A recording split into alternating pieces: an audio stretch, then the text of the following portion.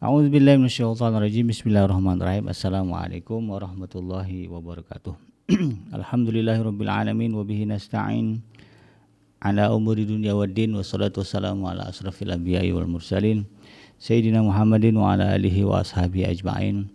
Ya alim Allahumma alimna ma yanfa'una wa anfa'na bima 'allamtana wa zidna ilma wa arina al-haqqa haqqan warzuqna ittiba'ah wa arina al-batila batila warzuqna ijtinabah. Rabbi shrah li sadri wa yassir li amri wahlul 'uqdatam min lisani yafqahu qawli. Rabbana innana amanna faghfir lana dzunubana wa qina adzabannar. Ya Ghafur, Allahumma ighfir lil muslimina wal muslimat fi Filistin wa fi kulli makan. Allahumma ansur ikhwanana al muslimina wal mujahidina fi Filistin wa fi kulli makan ya aziz ya jabbar ya rabbal alamin. Amma ba'd. Alhamdulillah, segala puji dan syukur adalah milik Allah, Tuhan semesta alam yang telah menciptakan kita. Dan karena rahmat dari Allah Subhanahu wa taala, hari ini kembali kita dipertemukan oleh Allah Subhanahu wa taala di channel iDream TV dalam program Tarbiyatul Aulad fil Islam, di mana insyaallah kita akan kembali mencoba mendalami, menelaah berbagai hal untuk menjadi modal bagi kita dan bekal bagi kita mendidik atau membesarkan anak-anak kita dengan harapan agar mereka menjadi anak-anak yang soleh. Tidak lupa kita membaca salawat dan salam. Allahumma salli ala sayyidina Muhammad wa ala ali sayyidina Muhammad. Assalamualaikum ayuhan nabi warahmatullahi wabarakatuh. Semoga Allah terima salawat dan salam yang kita baca serta dilimpah curahkan kepada para nabi dan para rasul, wabil khusus ya Rasulullah Muhammad SAW. Dan semoga ya kita termasuk orang yang akan berbahagia nanti bisa bertemu dengan Allah Subhanahu wa taala dalam keadaan sejahtera, dijauhkan dari siksa api neraka dan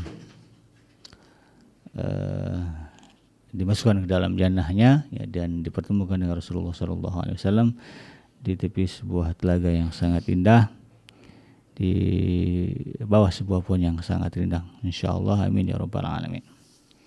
Sahabat yang dirahmati Allah, kembali kita mengkaji apa yang ditulis oleh Syekh Dr. Abdullah Nasirwan dalam kitabnya yaitu Tarbiyatul Aulad fil Islam. Di kesempatan kali ini saya akan mengangkat tema penghargaan kepada para guru.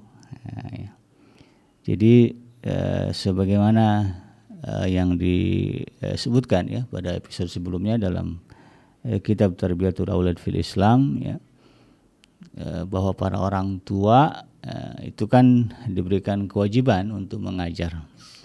Cuman tidak semua juga ya orang tua yang kemudian memiliki kemampuan untuk mengajari anak-anak mereka, padahal itu tanggung jawab mereka gitu kan. Sehingga kemudian muncullah satu profesi begitu ya, yang menggantikan peran orang tua untuk mengajarkan anak-anak, yang hari ini kita sebut sebagai guru. Keberadaan para guru ya tentu tidak bisa dianggap sepele oleh kita orang tua, karena di satu sisi ya guru berjasa telah mengajarkan anak-anak kita, tapi lebih dari itu sebetulnya guru memiliki jasa karena telah mengambil bagian dari beban yang kita pikul ya, yaitu beban mengajari anak-anak kita. Jadi mereka mengambil beban itu. Jadi sebetulnya jasa para guru juga tidak hanya kepada anak-anak murid mereka, tetapi juga kepada para orang tuanya ya. Kita sebagai wali mereka sebetulnya juga berhutang jasa, berhutang budi kepada para guru. Di satu sisi ya para guru juga dituntut oleh Allah Subhanahu wa taala untuk kemudian mengkondisikan hati mereka terkait dengan upah. Nah, ya. Karena para nabi dan para rasul ya sebagaimana disebutkan di dalam Al-Qur'an ya, mereka kan adalah guru umat gitu ya. Dan secara prinsip ya berbicara upah ya mereka sudah mengatakan bahwa mereka tidak meminta upah dengan kalimat wa ya qaumi la as'alukum alaihi mala in ajriya illa 'ala Allah. Ya aku tidak meminta harta dalam urusan dakwah ini gitu kan. Karena prinsipnya in ajriya illa 'ala Allah. Upah kami ya para rasul itu adalah dari Allah Subhanahu wa taala. Nah, ibrohnya itu kan tadi ya bahwa Allah saja memikirkan upah para rasul gitu ya. Masa kita kemudian acuh dengan upah para guru begitu ya. Nah, di satu sisi para guru ya harus meluruskan niat hati mereka bahwa apa yang mereka kerjakan bagian dari ta'awanu 'alal birri wat taqwa gitu ya. Saling membantu dalam kebaikan dan takwa itu kan. Sehingga niatnya harus ikhlas dan tulus itu kan. Nah, di sisi lain untuk upah kita para orang tua harus bahkan wajib lah ya memikirkan bagaimana kesejahteraan para guru. Nah, dan ini juga merupakan bagian ya dari kita bagian dari bentuk ya terima kasih kita begitu karena jasanya para guru begitu kan. Itu tadi ya jasanya karena mereka telah mendirikan anak kita. Yang kedua ya, telah mengambil bagian dari tanggung jawab kita ya, di dalam mendidik anak. Seorang cendekiawan berkata, ini kata Syekh Dr. Abdullah Nasirwan ya, sesungguhnya negara Islam telah mendahului bangsa-bangsa di seluruh dunia dalam memberikan hak belajar secara gratis tanpa pilih kasih. Ya, pintu sekolah semuanya terbuka bagi semua bangsa di masjid-masjid, ya, tempat belajar dan tempat-tempat umum ya di semua negara yang telah dimasuki agama Islam. Kita bisa mengakses peninggalan pengajaran sejarah peninggalan pengajaran secara bebas ya, misalnya di Al-Azhar ya, Asy-Syarif ya, juga di Darul Ulum dan semua sekolah agama. Mereka ya bahkan diberikan bantuan untuk memenuhi kebutuhan gizi mereka. Demikian juga ya banyak dilakukan di negara-negara mayoritas muslim dan hampir di berbagai wilayah terutama di Jazirah Arab. Nah, muncul satu pertanyaan, jika seorang pengajar terkonsentrasi dengan aktivitas mengajar saja dan tidak ada peluang baginya untuk mencari penghasilan lain, maka apakah yang demikian diperbolehkan mengambil upah? Nah, ini karena guru menghabiskan waktunya ya, menghabiskan prime time ya, waktu utama mereka untuk mengajar ya, dari pagi ini jamnya itu kalau guru dari jam 7 ya, kalau anak-anak 7.15 maka guru harus lebih awal kan. Jam 7 mereka sudah berada di sekolah. Kemudian pulang-pulang sore biasanya, apalagi kalau yang full day. Ya kalau yang nggak full day pulang siang lah ya, jam 1. Tapi kalau yang full day ya, pulangnya sore ya, habis asar. Itu kan prime time ya, waktu utama mereka dari pagi sampai sore itu.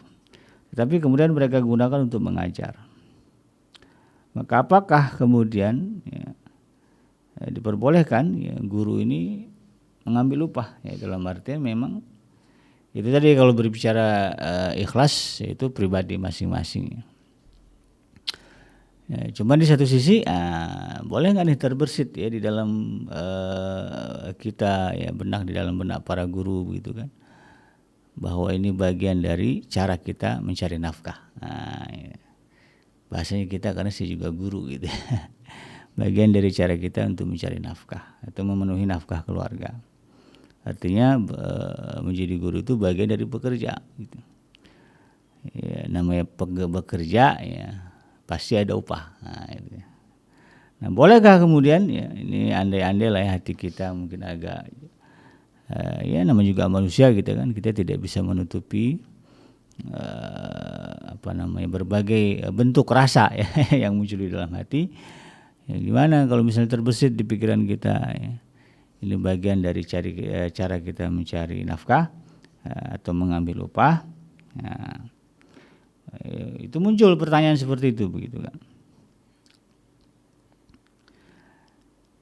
Nah, disinilah kemudian Syekh Dr. Abdullah Nasirwan menjelaskan ya, jika seorang pengajar terkonsentrasi dengan aktivitas ilmu dan mengajar sehingga tidak ada sarana atau kesempatan lagi untuk mendapatkan penghasilan untuk hidup ya. Dan ketika pemerintah tidak memberikan perhatiannya, gitu ya, dan masyarakat merasa berat untuk menanggung beban hidupnya, maka ia boleh mengambil upah pengajarannya. Idealnya ya sahabat Adrim yang dirahmati Allah, supaya para guru tidak terpikir ya untuk kemudian untuk ya katakanlah biar konsentrasi para guru itu meningkat, fokus ya bagus meningkat di dalam pengajaran ya anak-anak muridnya, ya harusnya dia tidak memikirkan lagi bagaimana cara memenuhi nafkah keluarganya. Nah, dan itu seharusnya ya yang memikirkan kan masyarakat begitu ya. Nah, ya masyarakat, pemerintah lah gitu ya. Bahkan kalau yang idealnya ya gaji para guru gitu ya atau kesejahteraan para guru itu di atas rata-rata ya jenis-jenis pekerjaan umumnya gitu ya. Ya, idealnya begitu ya karena kan jasa mereka besar ya. Bagaimana membentuk peradaban sebuah bangsa. Nah, jadi ya, itu yang harus dipikirkan. Tapi mungkin gimana kalau dalam situasi ternyata ya pemerintahnya kurang perhatian gitu kan. Masih banyak guru kontrak begitu yang gajinya di bawah standar gitu, tapi kerjanya banyak. Kemudian ya masyarakat juga tidak punya uang ya untuk kemudian mengeluarkan ya atau menanggung kesejahteraan para guru. Ya boleh nggak dalam satu situasi ya guru ini kemudian mengambil upah ya, misalnya buat tuition ya atau les gitu ya. Ya, atau privat kalau sekarang namanya, kalau zaman saya ya. Itu kan ada transaksi di situ ya, bahwa per jamnya sekian atau per satu pertemuan sekian. Nah ini tentu menjadi pertanyaan bagi para guru, boleh nggak begitu kan? Ya, kalau bicara kewajiban masyarakat ya kewajiban kita sebagai orang tua untuk memikirkan gaji guru jelas ya itu tidak bisa kita hindari gitu kan. Nah ini ya dijelaskan oleh Syekh Dr. Abdullah Nasiruan bahwa hal itu dibolehkan ya, maka guru boleh mengambil upah dari mengajar. Nah, sebagaimana disebutkan oleh Al-Imam Ghazali di dalam kitab Ihya Ulumuddin ya, beliau mengatakan ya, seorang guru hendaknya mengambil sekedar yang bisa mencukupi kebutuhannya dikarenakan dirinya sudah tidak punya kesempatan mencari penghasilan ya, dan hanya untuk mengajarkan ilmu saja gitu. Nah maka dengan demikian ya tujuannya hanya menyebarkan ilmu dan pahala akhirat, dan dia diperbolehkan mengambil upah sekadarnya untuk memenuhi tujuan itu. Ya di dalam taraf kewajaran sesuai dengan kebutuhan. Ya tentu nanti levelnya beda ya di kota besar dengan di kampung. Kalau di kota besar kebutuhannya kan mahal ya, kebutuhan hidup mahal, transportasi, kemudian makan sehari-hari itu kan lebih mahal ya. Kalau di wilayah pedesaan insya Allah kalau makan relatif murah gitu kan. Jadi tentu nanti levelnya beda-beda sesuai dengan kepatutan yang berlaku di tengah masyarakat. Abu Al-Hasan berkata sebagaimana yang diriwayatkan oleh Al-Qabasi, aku pernah mendengar cerita tentang Ibnu Wahab bahwa ia berkata, satu ketika aku duduk di hadapan Malik dan pada waktu itu datanglah seorang guru yang mengajarkan Alkitab.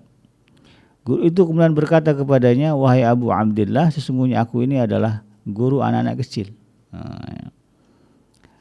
Dan bahwa sesuatu telah sampai kepadaku, aku memang tidak suka untuk menentukan syarat ya, maksudnya upah di sini. Tetapi manusia tidak mencukupi keperluanku. Mereka tidak memberikan kepadaku sebagaimana orang-orang dahulu memberikannya. Aku harus menanggung kebutuhan keluargaku sedangkan aku tidak memiliki pekerjaan lain selain mengajar. Lalu kemudian Malik berkata kepadanya, pergilah dan tentukanlah syarat mengajarmu. Kemudian orang itu pun pergi. Jadi ini ya menjadi bagian problematika dari dulu juga itu ya, bahwa kadang-kadang masyarakat ya atau pemerintah ya, mengabaikan kesejahteraan para guru. Maka kemudian teman-temannya duduk ya, maka teman-teman duduknya berkata, wahai Abu Abdillah, engkau memerintahkan kepadanya untuk menentukan syarat dalam mengajar. Ya biasalah ya kalau kita itu kan komennya gitu, masa Ustadz minta upah gitu. Ustadz kan upahnya dari Allah gitu. Maka kemudian Malik berkata kepadanya, ya memang ya kata beliau, Siapa lagi ya, nanti yang akan memperbaiki anak-anak kita? Siapa yang akan mendidik mereka untuk kita? Kalau bukan para guru, apa yang bisa kita lakukan kalau seperti ini keadaannya? Ya, gitu ya. Jadi alasannya kan logis aja. Kalau mereka sekarang misalnya merasa tidak tercukupi nafkahnya dengan sementara ia menghabiskan waktu mengajar, kalau misalnya dia ngambil keputusan saya nggak mau ngajar lagi lah, ya. Saya mau ngojek aja misalnya. Nah, siapa yang akan mengajari anak-anak kita? Ya, gitu ya. Jadi memang ya, nah itulah ya bagian dari masalah pendidikan kita. Dan apalagi kalau berbicara sekarang ya bagaimana ya kerusakan ya yang terjadi di tengah masyarakat kita ya, degradasi moral begitu ya. Bahwa hari ini kita tidak bisa nafikan ya, mendidik kebaikan akhlak ya anak-anak di zaman sekarang ini tantangannya lebih besar ya, karena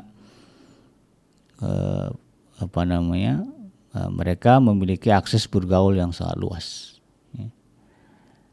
Teman mereka tidak hanya teman yang ada di sekolah, teman mereka tidak hanya teman yang ada di sekitar rumah ya. Teman mereka bisa beda negara ya. Teman mereka bisa beda wilayah ya. Karena mereka ada akses ya dengan internet. Ya, di internet mereka bisa mencari siapa saja yang mereka inginkan untuk menjadi teman mereka. Dan efeknya ya, ketika mereka salah memilih teman, lalu kemudian yang terjadi adalah ya, mereka terjerumus ya ke dalam pergaulan bebas, bahkan naudzubillah ya, terjebak ya dalam perangkap ya para pengedar narkoba begitu ya. Para pecandu kemaksiatan, bahkan ya banyak juga yang kemudian terjebak ke dalam komunitas LGBT ya. Karena itu tadi ya luasnya akses pergaulan. Ditambah lagi kemudian kesibukan orang tua yang menyebabkan mereka tidak aware ya, tidak, artinya mereka mengacuhkan atau mengabaikan kondisi ya, situasi yang dihadapi oleh anak-anak mereka ya. Tahu-tahu meledak aja itu ya. Meledak dengan masalah begitu ya. Rupanya anaknya kena narkoba, kemudian tiba-tiba anaknya bilang saya penyuka sesama jenis gitu ya. Nauzubillahi min dzalik ya. Atau kemudian tiba-tiba mengaku sudah hamil ya. Atau tiba-tiba ada laporan anak bapak yang menghamili anak saya ya. Seperti itu situasinya. Nah tentu ini kita tidak ingin terjadi ya, kepada anak kita. Oleh karena itu kemudian ya, berbicara tatanan masyarakat, tatanan sosial masyarakat ya, ada satu pekerjaan ya, ada satu sektor pekerjaan yang disebut sebagai guru ya. Maka kita para orang tua juga tidak boleh kemudian menganggap para guru ini ya, adalah pembantu ya. Yang kadang-kadang ya bisa diperlakukan semena-mena ya. Ya tidak bisa seperti itu. Tapi kita jadikan ya para guru ini sebagai partner kita ya, di dalam mendidik anak-anak kita. Jadi sebetulnya kedudukan kita dengan para guru kita setara, dengan para guru anak kita itu setara. Bahkan alangkah bagusnya kalau kemudian kita merasa mereka lebih mulia dari kita ya, karena mereka telah mengambil beban ya yang seharusnya kita pikul.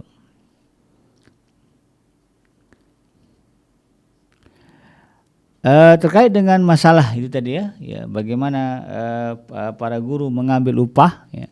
Ya tentu kalau berbicara penghargaan ya, kita para orang tua ya, kembali kepada yang saya sebutkan tadi ya, harus berganding bahu begitu kan ya, untuk kemudian memastikan ya, kesejahteraan para guru itu terjamin ya. Jadi seharusnya ya, dan ini yang masih mungkin dianggap tabu ya. Seharusnya ini para orang tua gitu ya yang mungkin menyekolahkan anaknya gitu ya di sekolah-sekolah swasta gitu ya. Kalau sekolah swasta kan yang menanggung gaji kan orang tua murid ya, karena mereka memberikan SPP. Kalau sekolah negeri kan nggak gratis gitu ya, tidak ada SPP. Kemudian yang menanggung gaji guru adalah pemerintah gitu kan, itu urusan pemerintah ya. Tapi kalau di sekolah-sekolah swasta ya, apalagi di pesantren, kemudian di sekolah-sekolah Islam ya, di madrasah begitu ya, yang swasta ini harusnya orang tua juga aware ya, sebagai bentuk penghargaan kepada guru untuk kemudian bertanya ya, kepada pihak sekolah.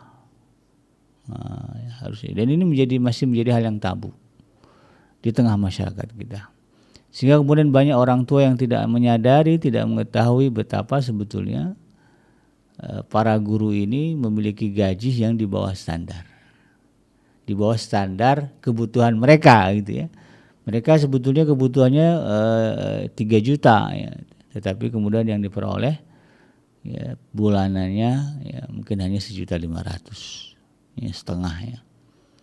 Setengahnya lagi dari mana ya, dia gigit jari gitu ya. Itu dia harus menghemat ya, mengetatkan anggaran. Kan kasihan begitu ya. Nah, ini yang kemudian belum jadi bagian dari budaya kita untuk mencoba mengulik ya. Ya harusnya komite sekolah gitu ya, dalam hal ini sekolah swasta ya, bertanya ya secara gamblang, maaf ya Pak Yayasan, Pak Ketua Yayasan begitu kan, kalau memang itu adanya, atau Pak Direktur ya, Pak Direktur pendidikannya gitu kan, kami sebagai orang tua harus mengetahui ya di mana level kesejahteraan guru-guru yang mengajar di sekolah ini gitu ya. Kan biasa daerah itu kan punya UMR ya, upah minimum regional gitu kan. Setiap daerah itu kan beda-beda ya, paling tidak acuannya ke situ lah. Kalau misalnya UMR-nya katakanlah 4 juta begitu kan, kalau kemudian yang diperoleh ya, oleh para guru tidak sampai segitu, maka orang tua harusnya kemudian ya bertanya-tanya gitu ya. Apalagi kalau sekolah mahal gitu kan, sekolahnya sekolah mahal, kemudian ternyata gaji gurunya di bawah standar begitu kan, padahal orang tua sudah membayar mahal. Nah ini kemudian harus jadi pertanyaan ya, tidak usah kemudian sungkan ya, apalagi kan kalau komite diakui keberadaannya ya. Kalau tidak bisa berbicara secara tegas ya, secara terbuka ya, baik personal aja gitu kan, bisa ditanyakan kepada gurunya, bisa ditanyakan kepada pengelola lembaga pendidikan, supaya kemudian kita tahu sama tahu. Oh kalau ternyata kemudian pihak pihak pengelola sekolah yang bilang ya, ayah bunda minta maaf ya, saya informasikan tapi tolong jangan di-share, jangan disebar, kami malu misalnya ya. Kalau sekolah murah wajar ya, tapi kalau sekolah mahal begitu kan aneh gitu ya. Jadi terlalu banyak gitu ya, pengelolanya mengambil keuntungan ya, jadi bisnis gitu. Oke, katakanlah ya tidak semudah itu, katakanlah ya BKNJ untuk kemudian mengangkat persoalan ini. Ya paling tidak kita memiliki pengetahuan yang kemudian katakanlah kita tidak bisa nge-push ya, pihak pengelola pendidikan begitu ya, yang sudah kita berikan SPP kepada mereka, tapi kemudian mereka tidak bisa menjamin ya atau meningkatkan kesejahteraan para guru ya. Maka tidak ada salahnya kalau kemudian ya kita para orang tua memikirkan alternatif lain ya, untuk turut serta membantu kesejahteraan para guru. Yang punya link misalnya, yang punya channel untuk kemudian terhubung dengan pemerintah atau ke lembaga amil zakat begitu ya. Kan banyak nih menjamur ya lembaga amil zakat. Karena potensinya itu besar ya zakat di Indonesia begitu. Yang punya link ke sana maka manfaatkan, ya maksimalkan untuk kemudian mengajukan proposal untuk meningkatkan kesejahteraan tambahan ya bagi para guru. Kalau nggak bisa bulanan ya minimal semesteran gitu ya, setiap akhir semester kemudian ada tambahan gitu kan. Ya kalau nggak bisa juga semesteran ya tahunan lah ya, akhir tahun gitu kan. THR-nya jadi 2 kali lipat begitu kan, bertambah misalnya ini ya. Jadi dengan demikian kemudian di satu sisi ya penghargaan kita kepada mereka menjadi sesuatu yang nilainya ya sangat lebih di sisi Allah Subhanahu wa taala. Karena kepedulian kita kepada para guru ini bukan sesuatu yang remeh begitu kan. Ya, ini sesuatu yang besar ya di sisi Allah Subhanahu wa taala. Maka kemudian kebaikannya tentu akan kembali kepada kita. Ya, ketika kita memperhatikan mereka ya, para guru ya maka Allah akan memperhatikan kita ya. Apalagi yang kita perhatikan ini guru yang baik, guru yang saleh gitu kan, guru yang wara begitu, guru yang memang derajatnya mulia di sisi Allah Subhanahu wa taala. Ketika kita memperhatikan ya, mereka ya, maka Allah akan memperhatikan kita juga. Ketika kita memberikan penghargaan kepada mereka, maka Allah juga akan memberikan penghargaan kepada kita. Gitu ya. Karena kan prinsipnya gitu ya, man jaa bil hasanah falahu asru amsalihha. Dalam surah Al-An'am ya. Siapa yang datang dengan satu kebaikan, maka Allah akan mendatangkan kepadanya 10 kali kebaikan seperti itu. Ya. Kita berikan satu perhatian, maka Allah akan mendatangkan 10 kali ya, 10 kali lipat perhatiannya kepada kita. Ketika kita memberikan satu penghargaan kepada mereka, maka Allah akan memberikan kita 10 kali penghargaan kepada kita. Jadi ini bukan sesuatu yang sepele. Insya Allah. Nah dalam hal ini ya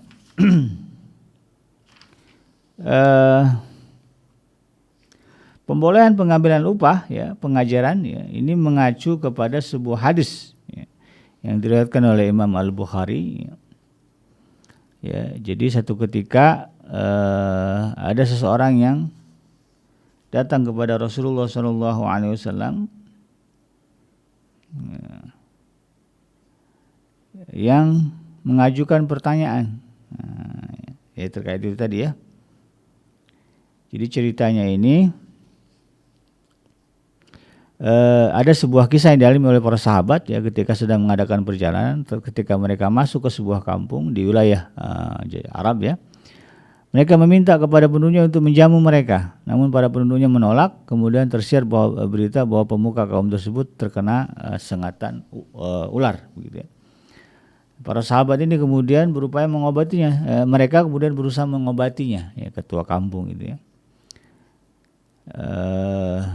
Tetapi kemudian sia-sia. Nah, salah seorang di antara mereka berkata, sebaiknya kalian mendatangi rombongan yang sedang singgah di kampung kita ini. Ya mudah-mudahan mereka mempunyai sesuatu yang bisa mengobatinya. Kemudian penduduk tersebut mendatangi rombongan para sahabat tersebut lalu bertanya, wahai musafir, sesungguhnya kepala suku kami tersengat ular dan kami telah berupaya untuk mengobatinya namun sia-sia. Apakah di antara kalian memiliki sesuatu yang bisa digunakan untuk mengobatinya? Nah, salah seorang dari mereka menjawab, ya, kata sahabat ya. Aku akan meruqyahnya. Ya. Namun demi Allah kami telah meminta jamuan kepada kalian tapi kalian menolaknya. Kami tidak akan mengobatinya sebelum kalian memberikan kepada kami imbalan. Nah, intinya minta upah gitu ya. Kemudian mereka bersepakat untuk memberikan imbalan beberapa ekor kambing. Orang tersebut kemudian berangkat menemui pemuka kaum yang sakit tersebut ya. Kemudian menyemburkan ludah di anggota tubuhnya yang luka ya sambil membaca surah Al-Fatihah ya. Bismillahirrahmanirrahim. Alhamdulillahirabbil alamin arrahmanirrahim maliki sampai tuntas ya. Kemudian di ludah itu ya yang kena luka itu. Pemuka kaum tersebut tiba-tiba bagaikan terlepas dari ikatan. Ya, kemudian langsung bisa berjalan seketika tanpa merasakan sakit lagi. Kemudian dia berkata, penuhilah imbalan yang telah kalian sepakati kepada rombongan tersebut. Maka salah seorang anggota rombongan berkata, bagikanlah. Ya, orang yang meruqyah itu berkata, janganlah engkau lakukan hingga kita menanyakan kepada Nabi. Ya, jadi sahabat ini ya meskipun sudah disepakati ya suka sama suka dari Allah ya bahwa mereka diberikan upah karena itu, tetapi kemudian para sahabat ini memutuskan untuk tidak mengambilnya atau memakannya kecuali nanti diputuskan oleh Rasulullah ya. Kemudian ya kami menceritakan apa yang telah terjadi lalu menanyakan kepada beliau Lalu kemudian Rasulullah SAW menjawab, bagaimana kalian tahu kalau Al-Fatihah itu bisa jadikan obat? Nah, beliau bersabda lagi, kalian telah benar, maka bagikanlah kambingnya dan berilah aku bagiannya. Jadi Rasulullah untuk mencontohkan bahwa itu halal dimakan, ya Rasulullah juga meminta bagian. Jadi sahabat nggak ragu lagi, ya Rasulullah aja makan kan begitu ya. Kemudian Nabi tertawa, ya senang lah gitu ya di atas peristiwa tersebut. Nah, Imam Al-Bukhari meriwayatkan bahwa Ibnu Abbas pernah berkata, Nabi SAW bersabda, ahakku ma akhaztum alaihi ajran kitabullah. Nah, imbalan yang paling berhak kalian dapatkan adalah lantaran dari kitab Allah. Nah, dalam kasus sahabat tadi kan membacakan surah Al-Fatihah ya, untuk meruqyah ya. Nah, pembolehan pengambilan upah dalam pengajaran hadis yang tadi ya, haqqu ma ahaztum alaihi ajran kitabullah ya, bahwa imbalan yang paling berhak kalian dapatkan adalah lantaran dari kitab Allah. Maka ada beberapa yang disebutkan oleh para ulama, yang disebut oleh Syekh Dr. Abdullah Nasirwan di sini. Yang pertama, para sahabat saat itu sedang dalam perjalanan dan dalam keadaan lapar yang membutuhkan makanan ya, buktinya mereka meminta jamuan ya, karena kan hukum menjamu tamu ya, itu wajib ya. Maka kemudian mereka meminta bahkan menjamu tamu ya, itu kalau di Arab itu udah menjadi budaya yang begitu melekat. 3 hari ya dijamu, baru nanti ditanya ada apa ya kesini tujuannya. Yang kedua ya, konteks hadis tersebut menunjukkan bahwa penduduk kampung yang diceritakan dalam riwayat tersebut ya bukanlah orang-orang Islam. Ya buktinya mereka enggan untuk memberikan jamuan kepada rombongan sahabat ya, karena mereka bukan orang Islam, jadi nggak ngerti gitu ya. Nah, hukum yang berkaitan dengan darul harbi ya, berbeda dengan hukum-hukum yang berkaitan dengan darul Islam. Ya. Nah, upah atau imbalan yang disepakati oleh para sahabat adalah timbal balik dari permintaan seseorang dari penduduknya itu untuk mengobati kepala suku mereka, dan bukan semata-mata upah karena mengajarkan Al-Quran. Jadi akarnya itu dalam konteks menyembuhkan ya, kayak dokter dengan pasien lah gitu kan, bukan dalam konteks mengajarkan surah Al-Fatihah ya, atau mengajarkan ngaji begitu. Nah, maka kemudian ya, kata saya Dr. Abdullah Nasirwan ya, ya, berdasarkan tinjauan-tinjauan inilah ya Rasulullah akhirnya membolehkan mengambil imbalan atau upah ya, sebagai belas kasih dan juga pemulihan kepada mereka. Nah, adapun yang dimaksud Rasulullah ya, sesungguhnya imbalan yang paling berhak kalian dapatkan adalah lantaran dari kitab Allah. Ya, imbalan yang paling berhak adalah lantaran kalian mengobati ya, dari sengatan binatang, yaitu meruqyah dengan kitab Allah. Maka kemudian dapat disimpulkan bahwa dalam syariat Islam ya, pada dasarnya tidak diperkenalkan mengambil upah atas pengajaran, kecuali bila memang ada perkara-perkara darurat ya, yang mengharuskan mengambil upah. Misalnya keadaan seorang pengajar yang memang hanya berkonsentrasi mengajar saja, itu kan umum sekarang begitu ya.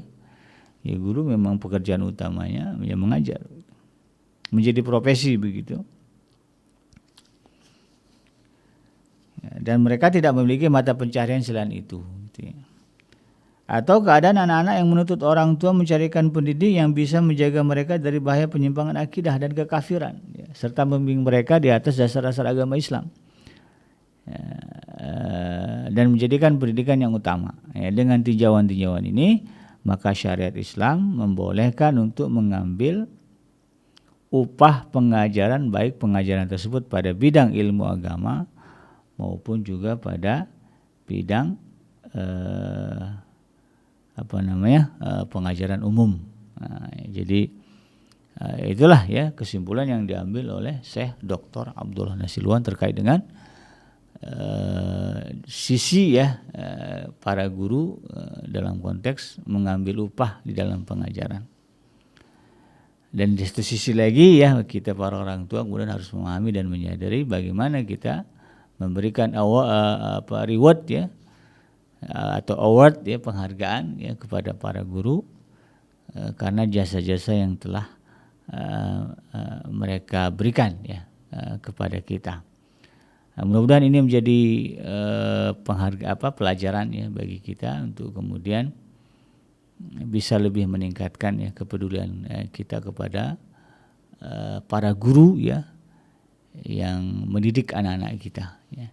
Memang ya kita sudah memberikan mungkin SPP ya atau iuran pembelajaran ya ke sekolah, tapi lebih dari itu kita juga harus tahu ya dari sekian SPP yang kita berikan apakah itu berbanding lurus ya dengan kesejahteraan yang disandang ya oleh para guru. Memang ya kalau kata teman saya yang punya sekolah ya nggak semudah itu gitu ya untuk kemudian menjadikan ya antara SPP ya sekolah swasta ini ya, berbanding lurus dengan kesejahteraan para guru ya, gitu. Karena banyak juga cita-cita ya dari kaum muslimin ya terutama yang memiliki kepedulian terhadap pendidikan, ingin memberikan membangun ya lembaga pendidikan dengan kualitas pendidikan yang bagus tetapi dia bisa diakses dengan murah. Ya. Ini harapan seperti ini banyak gitu kan. Tetapi kemudian masih menjadi PR besar untuk mewujudkannya ya, karena memang persoalannya tidak semudah itu ya, insyaallah ya kalaupun ya kita belum bisa mencapainya ya karena berbagai persoalan yang ada sekarang ya insyaallah mudah-mudahan di masa-masa yang akan datang ya hal tersebut ya bisa terwujud ya di lingkungan kita ya, karena memang idealnya kita tuh punya akses pendidikan yang bagus begitu kan ya, dengan harga yang sangat murah. Tentu ya, ada pihak-pihak ya yang harus mengambil tanggung jawab bagaimana memberikan kesejahteraan ya kepada para guru begitu kan. Demikian sahabat Adrim yang dirahmati Allah dimanapun Anda berada, mudah-mudahan bermanfaat. Yang benar datang dari Allah Subhanahu wa taala dan yang salah itu semata-mata lahir dari kealfaan dan kehilapan saya pribadi. Saya bikin pamit undur. Subhanakallahumma rabbana wa bihamdika asyhadu an la ilaha illa anta astaghfiruka wa atubu ilaik. Alhamdulillahirabbil alamin. Wassalamualaikum warahmatullahi wabarakatuh.